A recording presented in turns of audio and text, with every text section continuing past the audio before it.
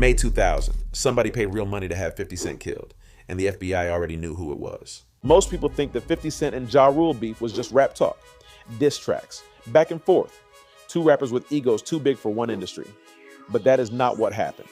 What actually happened involved a federal murder investigation, a death contract ordered from the streets of South Jamaica Queens, a music label being used to track a rapper's movements, and a conviction that sent one of the most feared men in New York history to a supermax prison alongside the world's most dangerous terrorists. By the end of this video, you will know exactly how a rap beef became a federal murder case, and why 50 Cent almost did not survive long enough to make Get Rich or Die Trying. The hit. Let me take you back to May 24th, 2000. South Jamaica Queens, New York City. 50 Cent is sitting outside his grandmother's house on Elmhurst Avenue. He is not a superstar yet. He is a street rapper with a mixtape buzz and a reputation for naming real names in his lyrics. That reputation is exactly what got him shot. A song called Ghetto Quran had been circulating through the streets of Queens since early 2000. In that song, 50 Cent did something that nobody in hip-hop was supposed to do. He named real drug lords by name, real street legends, real people who were still alive and still operating. One of those names was Kenneth Supreme McGriff. Now, you need to understand who Supreme McGriff was. This was not just some neighborhood dealer. Supreme McGriff ran one of the most powerful drug organizations New York City had ever seen. The Supreme team controlled the crack cocaine trade in South Jamaica Queens through the mid-1980s. Hundreds of members, millions of dollars, a level of organization that law enforcement compared to the mafia. Supreme McGriff had already done federal time. He went away in 1987 on a continuing criminal enterprise charge. That is the same charge they used for mob bosses. He came home in 1991, and by the late 1990s, he was trying to reinvent himself, connecting with music industry figures and pursuing film deals, but the streets never really let him go. When Ghetto Quran started playing in Queens, Supreme McGriff heard his name in 50 Cent's lyrics, and he did not like it. Not because the song was lying, but because you do not put a man like Supreme McGriff in a song without his permission. That is not how the street code works. Supreme made a decision. He reached out to a man named Robert Lyons, also known as Son. Rob Lyons was a Brooklyn Queens street figure who stayed low. No real arrest record, no street name that people recognized, but he was a shooter, and Supreme McGriff trusted him to handle the problem. On the morning of May 24th, 2000, Supreme McGriff and two other men staked out 50 Cent's grandmother's house on Elmhurst Avenue. They waited. When 50 Cent appeared, Rob Lyons walked up to the car and opened fire. 9 shots.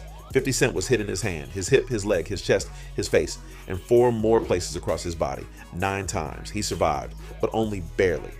Here's what most people do not know about that morning. According to the detective who investigated the shooting, 50 Cent did not even know who really sent the shooter. He thought it was someone else entirely.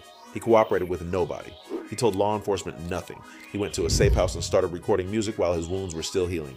That silence almost let Supreme McGriff walk free. But the streets talk, and the FBI was already listening. Here is Supreme McGriff's own son, speaking about what his father was allegedly capable of. It's funny that the shooter that McGriff takes to get 50 is promoted to Ja Rule's bodyguard.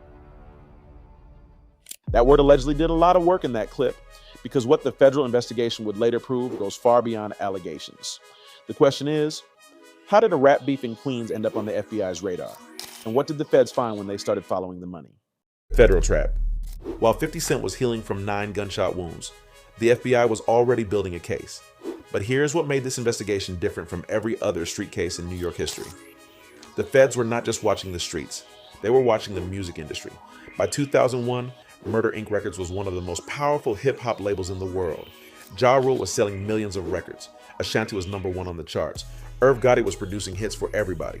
The label was operating out of offices at 825 8th Avenue in Manhattan, right in the middle of Midtown New York City, and Supreme McGriff had a direct line inside those offices. Now you need to understand how this connection worked. Supreme McGriff and Irv Gotti had known each other since the mid-1990s. They met while Irv was shooting a music video in Queens. At the time, Irv was not famous yet. He was a hustler in the music industry, on selling beats and looking for artists. Supreme McGriff was already a legend on those streets. They became close, and that closeness is what eventually destroyed Murder Inc. Here's what the FBI discovered when they started intercepting communications. Murder Inc. had a 2-way pager account, a shared account that multiple people used to communicate. And when the feds pulled those pager records, they found something that changed everything. People were using the Murder Inc. pager account to track 50 Cent's movements. Messages were sent through that account reporting where 50 Cent was located, what neighborhood he was in, When he was on the street, the feds also found messages tracking the movements of other people who ended up dead, including a man named Eric E. Moneybag Smith and a man named Big Nose Troy Singleton. Both were murdered in 2001. Think about what that means. A major hip-hop label's communication system was being used to coordinate street surveillance on a rapper who had just been shot 9 times. That is not a coincidence. That is a murder conspiracy operating through a music business. The FBI raided Murder Inc.'s offices on January 3rd, 2003. Federal agents walked into 825 8th Avenue with a search warrant. They seized computers, financial records, documents, everything. The investigation was now officially public, and the music industry would never be the same. But here's the part that nobody talks about. The raid on Murder Inc. was not just about the shooting of 50 Cent. The feds were building a broader RICO case, racketeer-influenced and corrupt organizations. That is the same legal framework they used to take down the mafia. It means they were not just going after one crime. They were going after the entire criminal enterprise. And at the center of that enterprise was Supreme McGriff. Here is where the story gets even more specific. The detective who worked the 50 Cent shooting case, Bill Courtney, discovered something that connected the shooting directly to Murder Inc. The man who shot 50 Cent 9 times on May 24th, 2000, Rob Lyons, did not disappear after the shooting. He did not go to jail. He did not go into hiding. He became Ja Rule's personal bodyguard. The shooter was promoted. He was driving a Mercedes-Benz registered to Jeffrey Atkins, Ja Rule's legal name. He was with Ja Rule everywhere. Any surveillance the feds conducted on Murder Inc., Rob Lyons was right there in the middle of it. Here's 50 Cent himself, reacting the moment Supreme McGriff got life in prison. Supreme McGriff's sentencing. Yeah. Have you gotten any backlash about your feelings about that? Because he allegedly murdered your mom.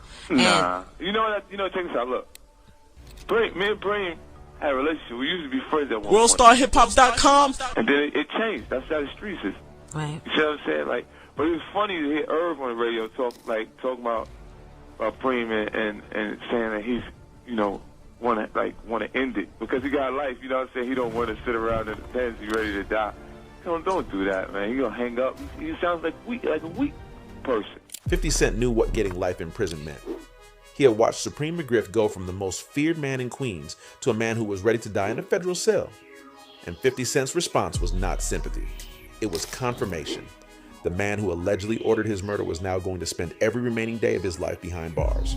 But before that sentence came down, the federal government had to prove something that had never been proven before, that a rap beef and a drug empire were actually the same criminal conspiracy. How did they do it, and what did the verdict look like when it finally came? The verdict.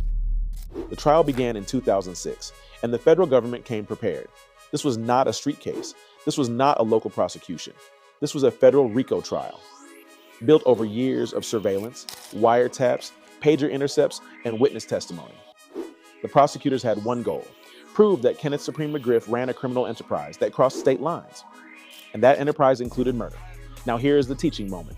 Most people do not understand what a RICO conviction actually means. RICO stands for Racketeer Influenced and Corrupt Organizations. It was originally designed to take down the Italian mafia. It allows prosecutors to charge someone not just for crimes they committed personally, but for crimes committed by anyone in their organization. If you ran the enterprise, you are responsible for everything the enterprise did. Every murder, every drug deal, every illegal financial transaction. All of it lands on you. That is why Supreme McGriff was in serious trouble. The government did not just need to prove he pulled the trigger. They needed to prove he ran the operation. And they had the evidence to do exactly that. The charges were specific: racketeering, murder for hire, homicide conspiracy, narcotics trafficking, engaging in illegal financial transactions with drug proceeds. Each charge carried its own weight. Together, they painted a picture of a man who had been running a criminal empire for over 2 decades, and who had used that empire to order the deaths of people he saw as threats or problems. Now here is something that gets overlooked in every version of this story. While the federal case against Supreme McGriff was being built, Murder Inc. was falling apart in real time.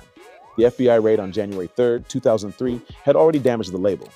Artists were nervous. Deals were drying up. The momentum that Irv Gotti had built through some of the biggest records in hip-hop history, all of it started collapsing the moment federal agents walked through those doors on 825 8th Avenue. Ja Rule went from selling millions of records to becoming a punchline. His credibility was destroyed, not because he was convicted of anything, but because his name kept appearing in the same sentences as the federal investigations and murder conspiracies. The audience that once loved him started turning away. Irv Gotti lost everything he had built. Murder Inc. was eventually shut down. The label that had produced some of the biggest songs in hip-hop history could not survive the weight of a federal investigation. All those platinum records, all those #1 hits, gone.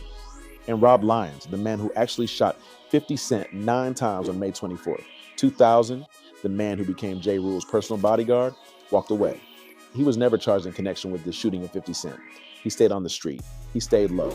And the federal case never caught up with him the way it caught up with Supreme McGriff. Think about that for a second. The man who pulled the trigger walked free. The man who allegedly gave the order got life without parole. That is the American federal justice system, working exactly the way it was designed to work. Go after the top, make examples of the people who ran the enterprise, and use the people below to build the case. The jury deliberated. And on October 2nd, 2007, they came back with a verdict, guilty, on every major count. The sentencing came shortly after, and the federal judge did not hesitate. Life in prison, without the possibility of parole. Here's someone who knew Supreme McGriff personally, describing exactly what that conviction and that sentence looked like. Then in 2007, Supreme ends up getting convicted in federal court of racketeering, 2 murder for hire homicides, narcotics trafficking, engaging in illegal financial transactions with drug money, and he gets life in prison without the possibility of parole. Supermax, alongside the world's most dangerous terrorists. That is not a metaphor. USP McCreary in Kentucky is one of the most secure federal facilities in the United States. The people inside those walls are not ordinary criminals. They are people the federal government considers so dangerous that they cannot be placed in a regular prison environment.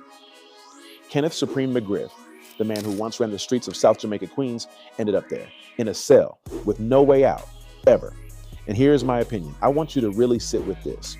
A rap beef that started because a young rapper put a name in a song, ended with a federal conviction that will last until Supreme McGriff takes his last breath.